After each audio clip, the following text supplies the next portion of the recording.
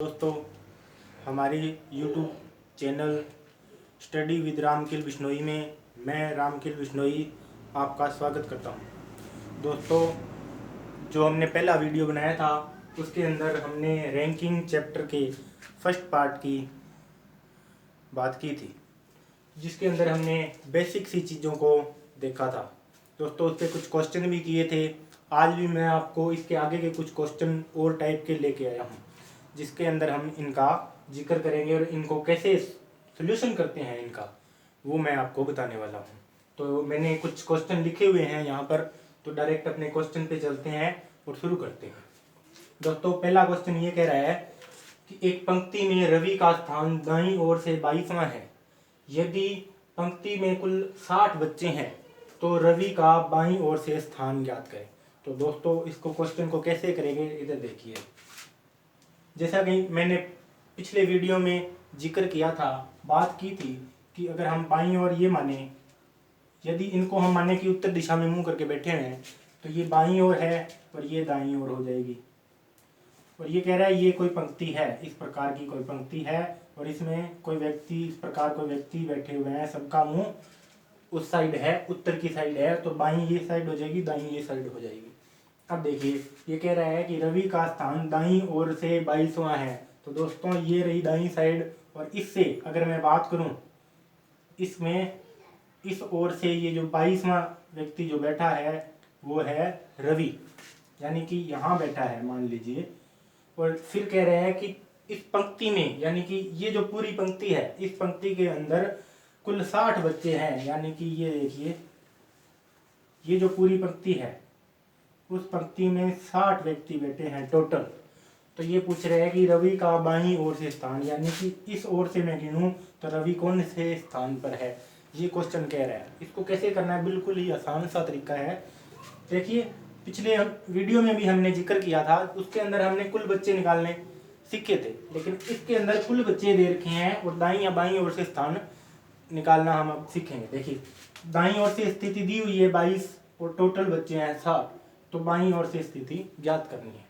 मैं गिनूं रवि तक, यहाँ से गिनना शुरू करूं 1 2 3, तो रवि तक आते आते कितने बच्चे हो गए, जो खुद क्वेश्चन बोल रहा है 22। यहाँ तक अगर रवि तक गिन लूं तो 22 है, यानी इसके बाद अगर मुझे गिनने पड़े तो कितने व्यक्ति होंगे, टोटल है 60, इसमें से यहाँ तक अगर 22 आ गए तो इस साइड कितने बैठे होंगे, 60 माइनस 22 करूं तो कुल कितने व्यक्ति बैठे होंगे, 38। यानी कि अगर मैं बात करूं बाईं ओर से गिनना शुरू करूं 1 2 3 4 इस प्रकार, तो कुल कितने व्यक्ति, 38 व्यक्ति यहाँ तक हो जाएंगे, इससे पहले तक। और रवि कौन से स्थान पे है ये पूछा है, यानी कि 38 तो इस तरफ है, अगर रवि को भी गिनूं तो रवि का स्थान कौन सा हो जाएगा, रवि का स्थान 39 हो जाएगा, यानी कि इसमें एक जोड़ूंगा 39 टोटल रवि का बाईं ओर से स्थान आ जाएगा। हमने भी बिल्कुल आसान तरीके से इसको कर लिया है। अब एक क्वेश्चन मैं आपको करवाता हूँ इसी से रिलेटिव, मैंने ये क्वेश्चन तो लिखा था, वो मैं बोल के करवा देता हूँ। देखिए, कोई भी क्वेश्चन मैं उठा लेता हूँ, इसके अंदर मान लीजिए एस नाम का कोई व्यक्ति है। एस नाम का व्यक्ति जो है वो एक पंक्ति में, इसमें दाईं ओर से दिया था, हम इस बार बाईं ओर से चलते हैं। बाईं ओर से, ये दायां साइड हो गया, दाईं ओर, बाईं ओर से इस बार मैं 27वां स्थान लिख देता हूँ, बाईं ओर से 27वें स्थान पर है। तो इस पंक्ति में कुल जो व्यक्ति है, कुल व्यक्तियों की संख्या मैं 70 मान लेता हूँ, इस बार 70 व्यक्ति कुल पंक्ति में है।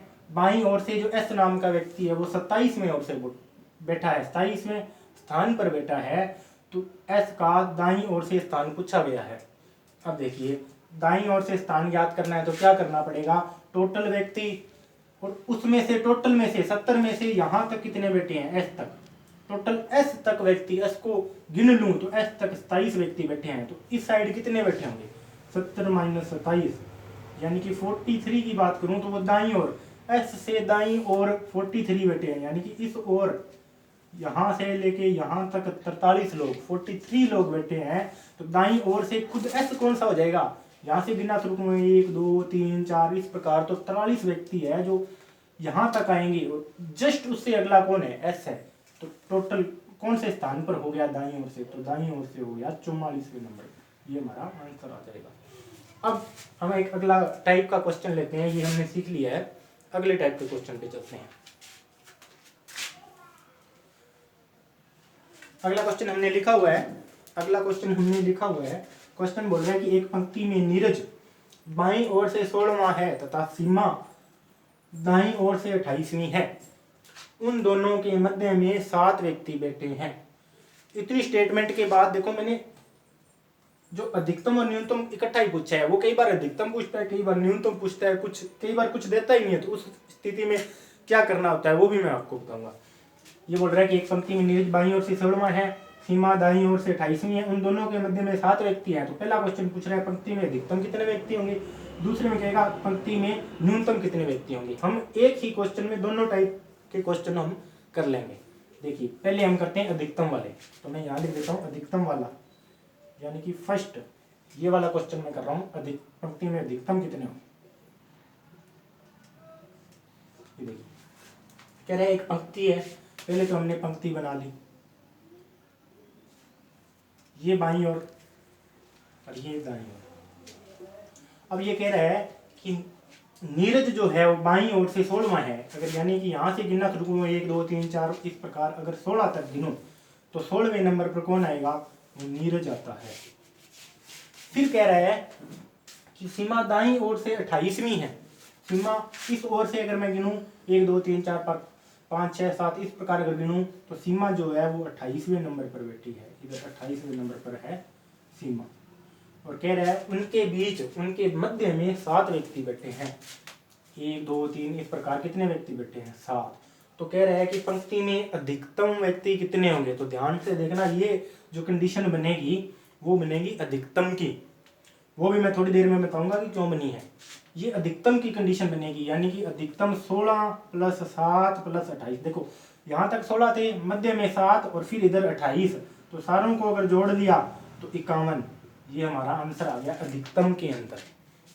अब देखो न्यूनतम की कंडीशन कैसे बनेगी वो देखते हैं। ये हमने अधिकतम निकाले हैं, अब न्यूनतम की कंडीशन देखते हैं।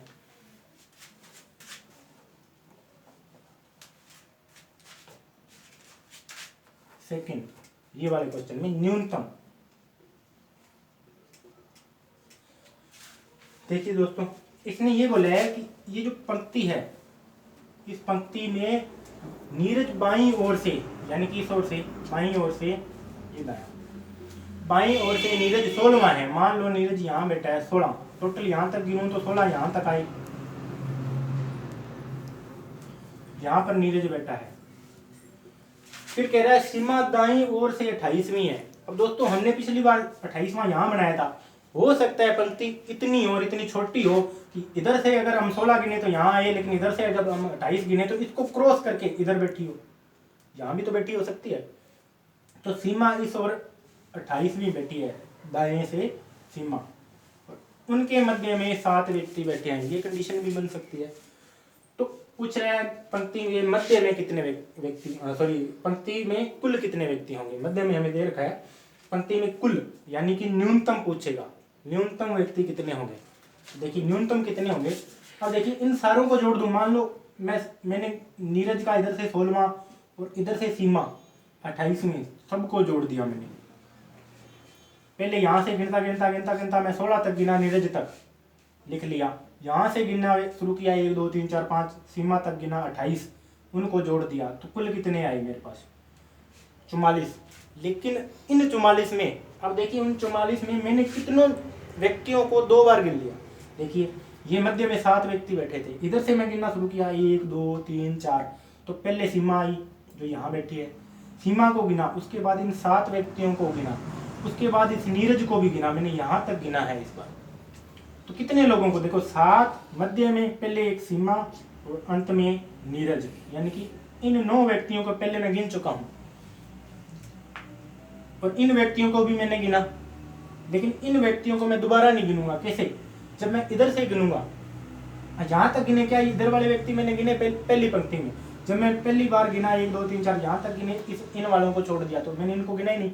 जब मैं इनको गिनूंगा 1 2 3 4 5 6 ऐसे करते गिनता हूँ, तो इधर वाले हैं उनको तो मैंने एक ही बार गिना, फिर मैंने नीरज को गिन लिया और फिर ये 7 व्यक्ति मध्य में गिन लिए, फिर सीमा को भी गिन लिया, यहाँ तक गिना तो यानी कि 1 नीरज, 7 मध्य में और 1 सीमा, इनको मैंने दूसरी बार भी काउंट कर लिया और इस बार इधर वालों को नहीं गिना क्योंकि ये मैंने पहले ही काउंट कर लिए थे।